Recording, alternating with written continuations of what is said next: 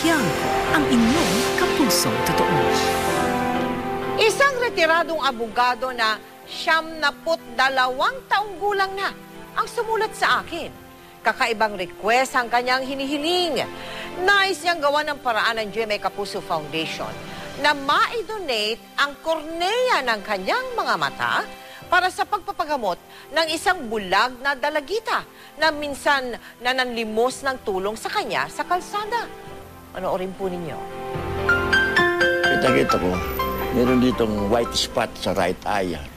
Hindi ho wala naman kami pagpagamot, sabi nga doon. Any part of my body can be donated to anybody needing it. Si Jennifer Vargas ang batang tinutukoy ni Attorney Carlos Riquestas. Ang makitid na kwartong ito ang tahanan ng pamilya ni Jennifer.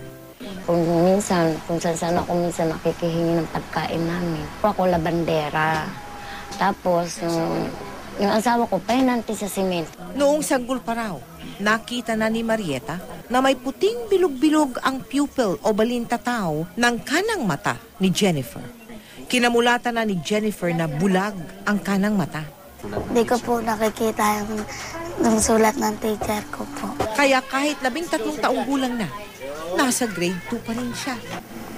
Nang masuri ng espesyalista ang kanang mata ni Jennifer. Mukhang na-impeksyon tapos pumutok.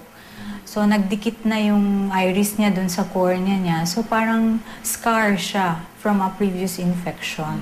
At kahit daw may posibleng donor pa ng cornea, si Jennifer, kahit na gawin mong structurally normal yon, yung function hindi pa rin babalik sa dati. Kumbaga, i-ignore na yung ng utak natin yung any image coming from that eye kasi it hasn't been used since birth. Pati yung normal eye niya malabo, may grado siya So kahit mabigay man lang natin ng ng salamin na tama, makalipas lamang ang 2 linggo, pwede nang maiuwi ni Jennifer ang bagong salamin para sa kaliwang mata.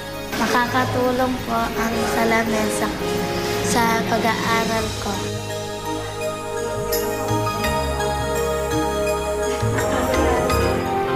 Sa pang-good news, pasado po si Jennifer ngayong school year. Kaya grade 3 na po siya sa pasukan.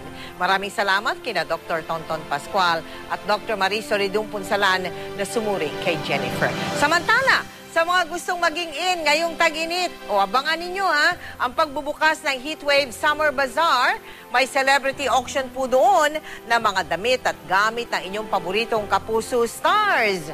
Siyempre, bahagi po ng malilikom dyan ay gagamitin sa mga projects ng GMA Kapuso Foundation. Simula po ngayong April 19 hanggang April 21 sa World Trade Center sa Pasay City.